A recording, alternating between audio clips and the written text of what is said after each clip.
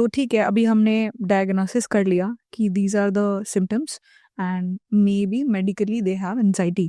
So what is the next step? So first of all, we need to understand, as I said, that it is not always a disorder, can be part of a normal human response.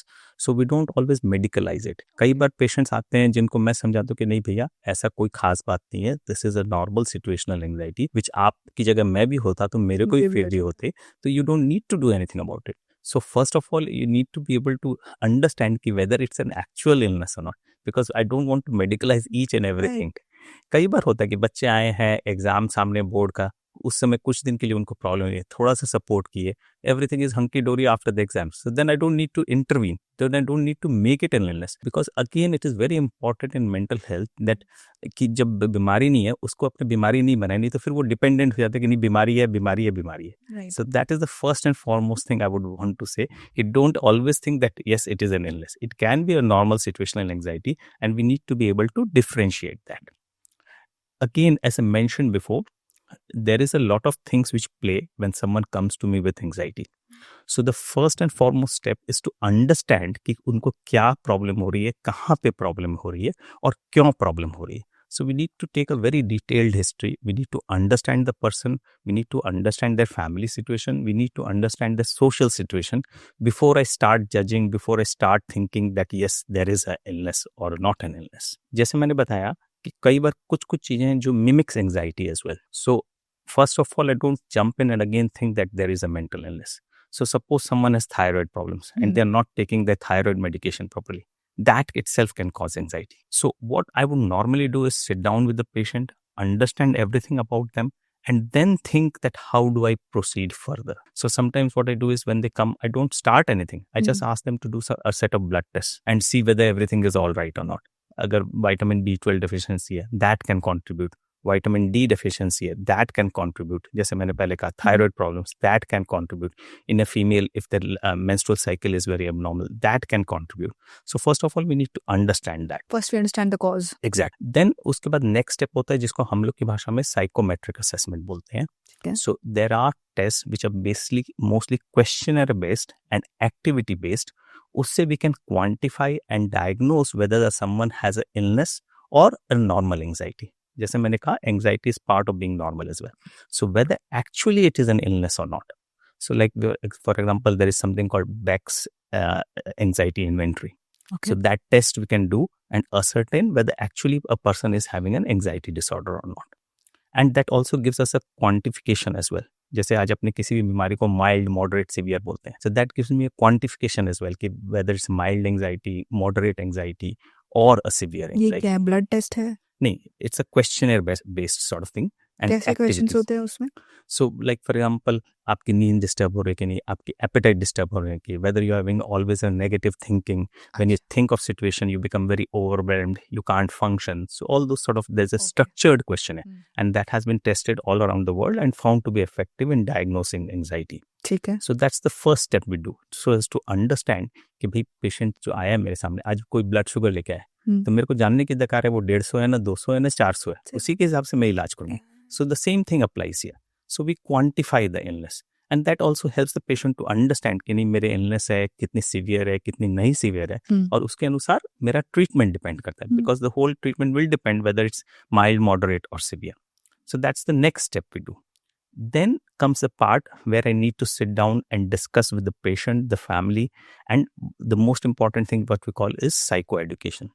Okay. This is a real illness. This is not something made up. Often people reflect anxiety and mental illness as a character flaw, as a personality, as if they are not doing enough. Come on, snap out of it. That's the most common thing. सुबह जल्दी उठो, walk पे जाओ, ठीक हो जाएगा. So that is the most important thing. So first of all, the family and the patient needs to understand that this is a real illness. Brain में कुछ केमिकल्स होते हैं जिसको हम लोग की भाषा में हम लोग बोलते हैं सेरोटोनिन, डोपामिन, नॉरएपिनेफ्रिन, गाबा. उनकी क्वांटिटीज में चेंजेस हो जाते हैं. So, उसके कारण ये बीमारियां होती हैं. जैसे आज मनुष्य को डायबिटीज क्यों होती है? क्योंकि शरीर में इंसुलिन प्रोड्यूस नहीं हो रही, इसीलिए शुगर बढ़ जा रहा है. सिमिलरली अगर ये केमिकल्स गड़बड़ हो, सेरोटोनिन, डोपामिन, नॉरएपिनेफ्रिन, गाबा, तब फिर ये बीमारियां होती हैं, एंजाइटी डिसऑर्डर्स होते हैं. सॉरी टू इंटरप्ट, अभी आपने बोला था कि जैसे थायराइड में गड़बड़ है हाँ। या फिर विटामिन डी में गड़बड़ है, तो आर दीज विटामिन्स या फिर thyroid function responsible for any of these chemical serotonin और जो आपने बोला है, एग्जैक्टली, इसीलिए फर्क इसीलिए पड़ता है? फर्क पड़ता है, okay because they are correlated. Okay तो सबसे पहले अपने को ये समझाने की दरकार है कि this is an actual real illness, दो वी कांट सी इट। आज मेरा हाथ टूट जाता है, एक्सरे में दिख रहा है कि दिख मेरा रहा है। हाथ टूटा हुआ है, लेकिन इसमें ब्रेन टूटी हुई है, इसमें ब्रेन ठीक से फंक्शन नहीं कर रही है, जिसके कारण वो केमिकल्स ठीक से नहीं बन रहे हैं, जिसके कारण I am having this anxiety disorder, जिसके कारण मैं फंक्शन नहीं कर पा रहा हूँ। ठीक है। So that is the first thing, psycho education. Then it can not be a blanket approach कि कोई भी पेशेंट है उसको मैंने एक ही ट्रीटमेंट दे दिया। It has to be individualised, it has to be person centric. मेरे को उस पेशेंट की क्या प्रॉब्लम्स है उसके हिसाब से मेरे को ट्रीटमेंट करना है।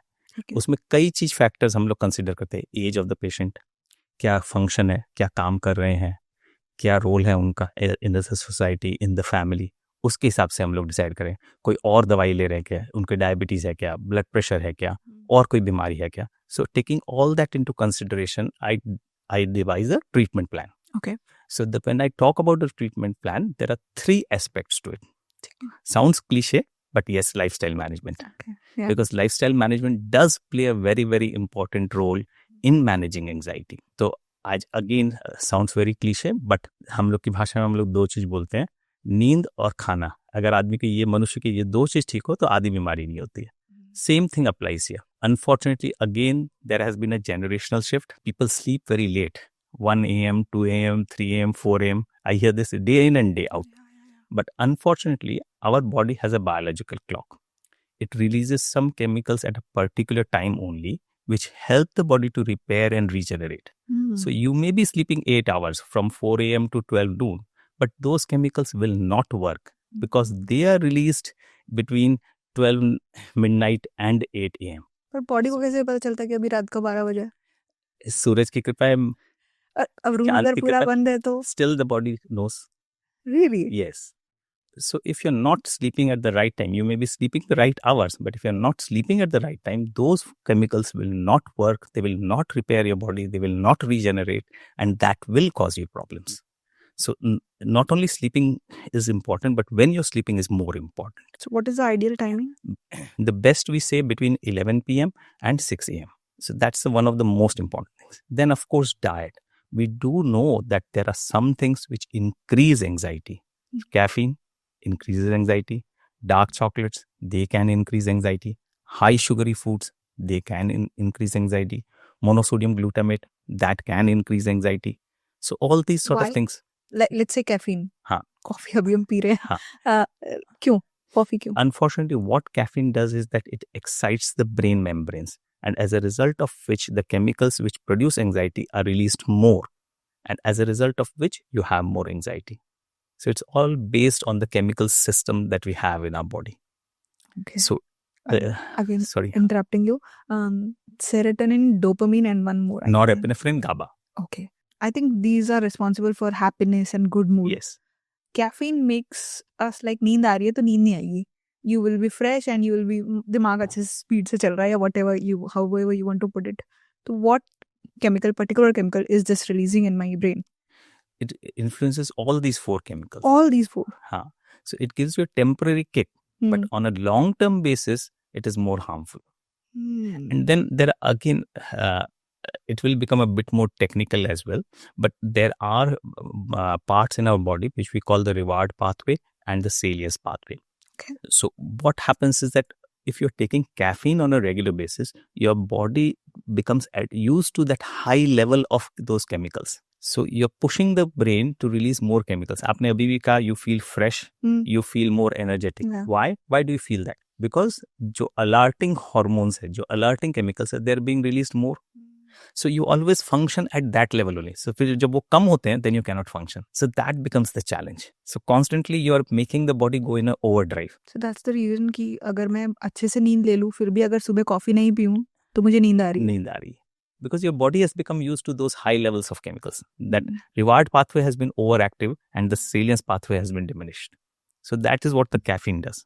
Smoking, alcohol, all of them influence those pathways.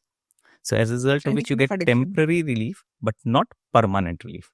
But on a long term, today's pain is tomorrow's gain, but here it works the other way around. So that is what happens when you are taking these sort of things. So a balanced diet is very important. So sleep, diet, then of course exercise. We do know that when you are exercising, physical activity, yoga, pranayam, meditation does not work in anxiety because that makes your thinking go more and more in the loop. So Really? in anxiety, we recommend not to meditate, but in fact use the other stuff like physical activity, yoga, pranayam, etc. But then again, if you're doing pranayam, you have to be careful whether you have blood pressure, chest problems or not. So it's not sort of a blanket approach as I mentioned before. When you're doing physical activity, we say that there are some positive chemicals in our body like endorphins. They are released. They are the natural hormones which give you a good sense of good well-being, those sort of things. And it also helps to wash away the negative chemicals. Okay. So exercise works there. So that is one thing we recommend. So these are lifestyle management sort of things. Then of course, that is what we call psychotherapy or counseling. There are various ways of psychotherapy that we use. Counselling जिसको हम लोग बोलते हैं, one is relaxation therapy. So when you are anxious, generally क्या होता है, अपनी body is like this, it is always tense, our muscles are always on the go, you can not relax, you always feel as if you are sitting on the edge, you are trembling, you are fidgety, so all that sort of thing. So by relaxation therapy, we can bring that muscle tension down. We use various techniques like breathing exercises, muscle relaxation exercises, etc. to release that tension from your body and help you feel better. Then there are cognitive behavior therapies. जैसे मैंने बताया था आपको कि extreme thinking, negative thinking, everything we see black and white, we lose confidence. So all those sort of things can be managed through cognitive behavior therapy, where we try to sort of not think about your past, but about here and now. What is troubling you? What is causing you problems? The idea of therapy is not to do things on your behalf, but to improve your own coping skills, to improve your own ability to fight with adversities. So what we call is resilience. So we build up your own coping strategies. We build up on your own resilience. So that is what we do through therapy. Then comes the medications. So suppose someone is feeling so anxious that he has an exam tomorrow and he says that I can't go. उस समय तो therapy काम नहीं करेगी. So there I might have to intervene and give medications. Again, medications we use are of two different groups broadly. Many groups, but two broadly I would categorize. So suppose someone is feeling anxious every day. आज जा रहे हैं office, anxiety feel करें, कल जा रहे हैं anxiety feel करें, तीसरे दिन जा रहे हैं तो भी एंग्जाइटी फील करें. So we give regular medications where we are able to manage the anxiety on a day to day basis. कुछ लोग होते हैं कि नहीं, मेरे को ऐसे तो कोई एंग्जाइटी नहीं होती है, but there are some specific situations जहाँ पे एंग्जाइटी होती है. Like for example, I hear this very commonly flight के दौरान. मैं फ्लाइट में जाता हूँ, उसके पहले मेरे को बहुत एंग्जाइटी होती है, उसके अलावा कभी कोई तकलीफ नहीं होती है. So then we give temporary medications for that period of time only. वो दवाई क्या करता है? इमीडिएट एंग्जाइटी रिलीफ देता है. So वो क्या इन केमिकल्स को बढ़ा दे रहा है? Yes. Okay. So it gives you immediate release in your anxiety. I have had patients, one of my patients, he was flying, the plane was about to take off, he stopped the aircraft, he got out of the aircraft. That amount of anxiety. But now he's flying globally. So there are medications to help you cope with those sudden bursts of anxiety, जिसको हम लोग panic disorder बोलते हैं.